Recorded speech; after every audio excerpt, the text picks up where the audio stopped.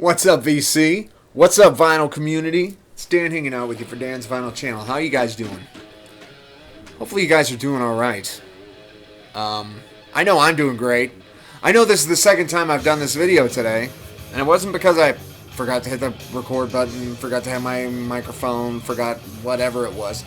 You see this cat right here? Before she passed out like this, oh, she's waking up again. Anyway, before she passed out, she wore herself out by licking her butt the entire time I was doing the video. I'm not gonna put you guys through that. I have to be around this nonsense. But anyway, it's a cat. They get forgiven. It's like an automatic forgiveness goes into the cats. Anyway, I wanted to talk to you guys about an awesome Facebook Marketplace haul that I made 5 days ago on Monday. Very exciting for me. I don't get deals like this. Normally, when I get a deal like this, well, I don't.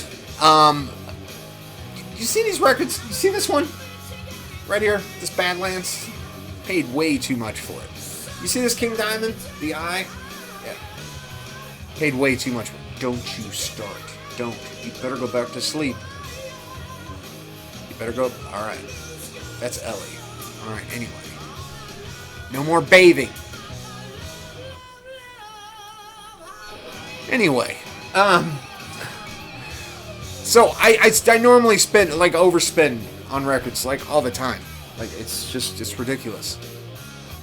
But, I got a good deal on Facebook Marketplace. I just kind of wanted to share with you guys some of the rock and metal vinyl editions that I've made. I'm not going to give you a price. I don't want to get too braggy about, you know, prices and whatnot. Just know that it really offset a lot of the money that I've been spending on this collection that is ever expanding, and I'm going to need another Calyx unit soon.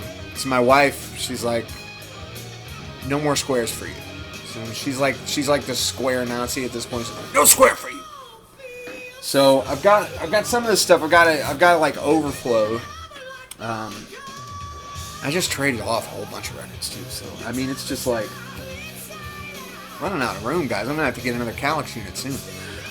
Anyway, so this dude, he put up an ad on the marketplace. It's like I got some records here, and I saw some very interesting records, and I thought I am going to hit this guy up, and immediately he shot me back. I'm like, dude, I'll be there in 30 minutes. Went there, met him, good transaction, walked out with 21 albums. Just the best deal on records I've probably gotten since I've started collecting. So this was an exciting one for me. Anyway, so let's just go through some of the rock stuff first. I don't know where my sleeve is. Anyway, this was in there, Bon Jovi's debut album from 1984. I want to say this came out in 84. Yeah, 1984. Man, you know, if that doesn't show my age. 1984 this album came out. That was 1,400 years ago. Anyway, yeah, this is a great album. It's got Runaway on it. It's the only song I've ever heard on it. I see this album all the time, but you know, hey, it was in the second stack that I got for a song. So anyway, so then that wasn't the only Bon Jovi. If you guys must know, there was another Bon Jovi record in there. Bon Jovi's 1986 album, Slippery When Wet, Living on a Prayer on this, You Give Love a Bad Name, and of course, Wanted Dead or Alive, the ultimate, like, rock and roll cowboy song. So, pretty cool. That was cool. I got an OG to replace the reissue that I had, which didn't sound bad, but, you know, OGs are always cool. So, and that's another thing. All these Rekkids, they're all OG Rekkids. Alright, this next one, it was an upgrade copy, which I was very happy about, and my buddy Joey's very happy about, because he's going to be getting my hand-me-down. This is Dio, The Last in Line. I just love this album. It's Dio's The Last in Line. I've had this, this is one of the first ones I've had. just in great shape. And so yeah, I bought one. It's one of the first records I bought, and it was all tore up. Like, had all kinds of where, like, obviously they were like stuck in with, and there was some moisture that got in and, you know, pulled it apart, kind of like that. Yeah. So, but yeah, what a great album. Dio's the last in line, and not the last you're gonna see of Dio in this video. All right, so there was a comp in there too, and I was happy to have this comp. It's called British Steel, not to be confused with Judas Priest British Steel. There's no Judas Priest on this record. We have Motorhead, some Hawkwind on here. We have Venom, which you know, I never really listened to Venom, and the reason was, okay, I grew up in the 80s, guys. This is the time of, you know, I was a little kid during the Satanic Panic. So this was devil music, and like Venom had like songs called like "We Love Satan." I don't know. No, there was definitely Satan was in the name of some of the songs, and like, yeah, there was no way my mom was gonna buy me a Venom record. Like, she bought me Metallica, she even bought me Ozzy, but she was not gonna buy me a Venom record. That was not gonna happen. You know. There were several albums that there was like, no way. Slayer, no. You know, but I did convince her to finally get me South of Heaven when I was on tape. But I was a little bit older. But anyway, yeah. So Venom on here, Motorhead on here. It's a great little comp here, and you guys, I gotta admit, they're a little cheesy, but I do dig the Venom. Venom, not bad. Anyway, so that was a comp that was in there. What else we got here? Looks like there's one more. Oh yeah, there's one more before we get to the really good scores. You guys are like, what? These are some great scores. Yeah, I know, it gets better. I'm so happy with this lot that I bought. I didn't have this one. Rats Out of the Cellar with the lovely Tawny Katane, who adorned many album covers in the 80s, as well as Whitesnake music videos. And was she married to Coverdale, or did they just were they like a thing for a while? Anyway, also actress in the famous movie, my famous movie to me, which is Tom Hanks' Bachelor Party, Adrian's Ned. That's a soundtrack that I need. You have Adrian Zmed singing on that. What is it? Little Demon. I fell in love with a little demon. He kind of looked like Ring Sprickfield in that music video thing that they were doing. Anyway, I never call him Rick Springfield. It's always Ring Sprickfield. It's a radio thing. Anyway, yeah. So Rats Out of the Cellar, Round and Round, Wanted Man on this album's classic. Killer heavy metal record. Love some Rat. Who doesn't love Rat? I was so happy to see. I think that album's been on the charts because of the Geico commercial, which is great, man. That's good for those guys. I'm glad. Is Warren still in Rat? I don't even know if DeMartini's still in Rat or not. I don't know. It's really not Rat without Warren. I don't know. Anyway, guys, I'm a huge Jake E. Lee fan. You know, Jake E. Lee was like, you know, like that with Warren DeMartini.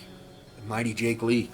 Jake E. Lee. Anyway, I'm just going to move on here. I'm just kind of rambling at this point. Like I said, I've already made this video, so this is very boring to me. And it's probably incredibly boring to you. So for that, I apologize. Good sirs and ladies, you know, feel free to thumb me down. Whatever. Anyway, these were the scores, man. There was 4 Maiden records in there. I was so freaking stoked. I was like shaking. 4 Maiden records, 4 OG Maiden records. Guys, as Brendan Van D says, minty fresh. I mean, look at this. Look at this. This is ridiculous.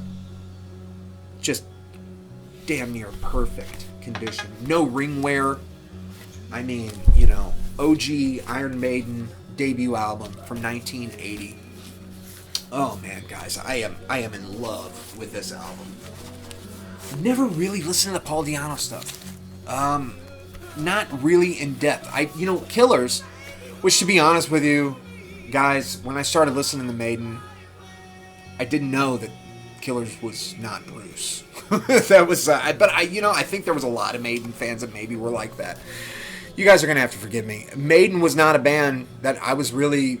That was one of the bands that I was not allowed to listen to until a little bit later. Honestly, Maiden, and let me compliment Maiden here, and trash myself even more. Maiden was too good for me. Like, it wasn't chug chug chug chug chug chug chug chug easy chug chug chug chug. It was difficult. It was more in line with prog and punk, and it was amazing guitar work, amazing drums, amazing vocals. I didn't appreciate it when I was a kid. I did not appreciate Maiden the way I do now. And I've been listening to a lot of their stuff. I didn't want to dive into their catalog because there was like 8 records. It's kind of like the same reason I don't really dive into like Bowie. It's because I know once that train gets rolling, it's going to cost me $1 million. So this was really good for me to be able to kind of get a jump start on this Maiden collection. So the next one, of course, why not? If somebody's got the debut album, they're going to have Killers as well. Now, Killers, this was, Murders in the Rue Morgue, Wrathchild. I was more familiar with Killers, but like I said, when you're a kid, you don't really discern the vocals that much. I thought Dickinson was in the band for a long time.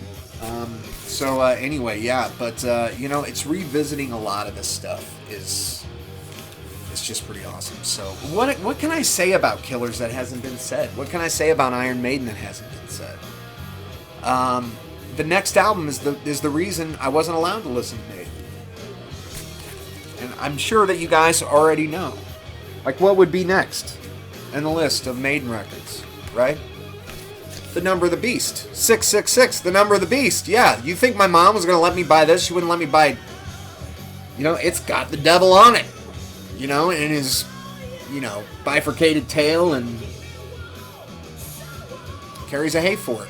It's the devil himself. The song screams 666, The Number of the Beast. I mean, you think my mom, choir lady, Sunday school teacher, my dad was a deacon, y'all. I'm lucky they let me get South of Heaven by Slayer. I have no idea how I don't know. I have no idea how I managed to get what I did. Anyway, yeah. My mom was actually pretty cool. My dad, he was just like, I don't know what that Slayer is. I don't know what the Maidens are. What's Iron Maiden? So my mom, but, I could talk her into quite a bit of stuff. So, anyway, and she'll tell you that. Iron Maiden, The Number of the Beast. Killer record from 1982. What are you going to do? It is 1982, right? And if I'm going to be wrong, you Maiden guys are going to kill me. Yeah, 1982. You guys are like, he's got a look. This guy's not a real Maiden fan. Guys, they were intimidating to me as a kid. Anyway, so what would come next? Of course, Peace of Mind, right? No, it was Power Slave. They had Power Slave. This is cool. This is the textured cover. I don't know. I don't know if all of them have a textured cover. But anyway, when I was putting it into Discogs, it was noted that it was a textured cover. It's an album I'm really familiar with. Aces High, 2 Minutes to Midnight on here. Really love this one. But the album that I was introduced into Maiden was Seventh Son of a Seventh Son. So a lot of Maiden for me was Seventh Son of a Seventh Son, and then I dug Murders in the Rue Morgue. I had some, friends tape tapes for me, and, I was into Poe's writings as a kid. I was kind of a dark goth kind of kid back then. I don't know if you call it goth. I don't know. Just interested in the occult and whatnot. And I think it was just, it was part of that satanic panic thing. But anyway, getting back to some satanic panic band. Black Sabbath with Dio, Ronnie James Dio, Mob Rules. This was not in that. That was it. That was the lot. So it was that, and there was a bunch of Triumph records. Oh, there was one more. I I did want to share this one with you. I'll see if I can find it. Now I'm not going to be able to find it. That's the way it's going to go.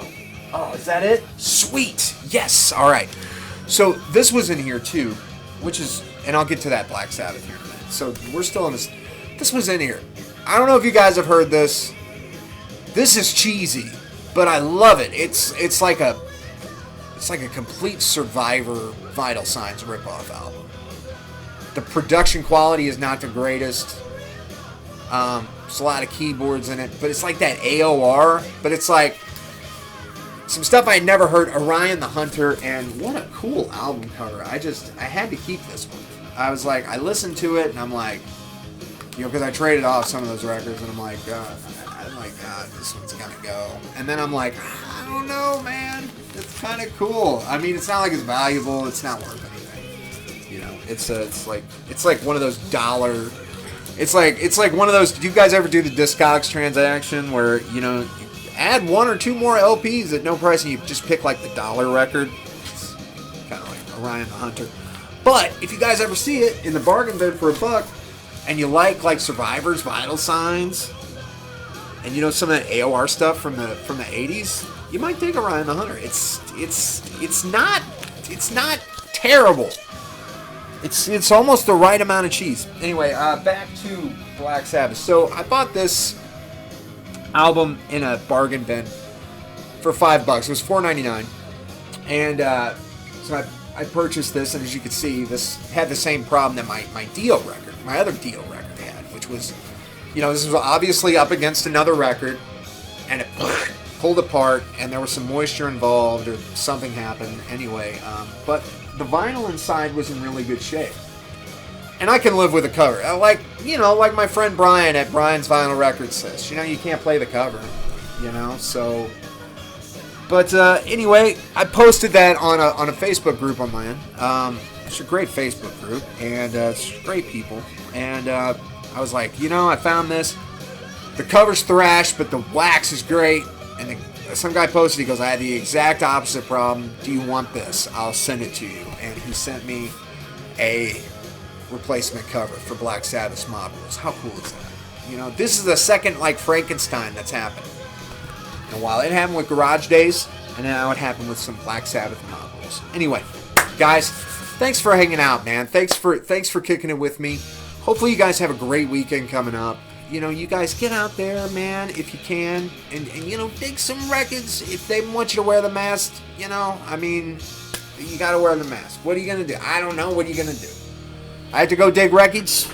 One of the stores requires that I wear a mask. One of the cities requires that I wear a mask. So you gotta wear the mask. You go in and dig.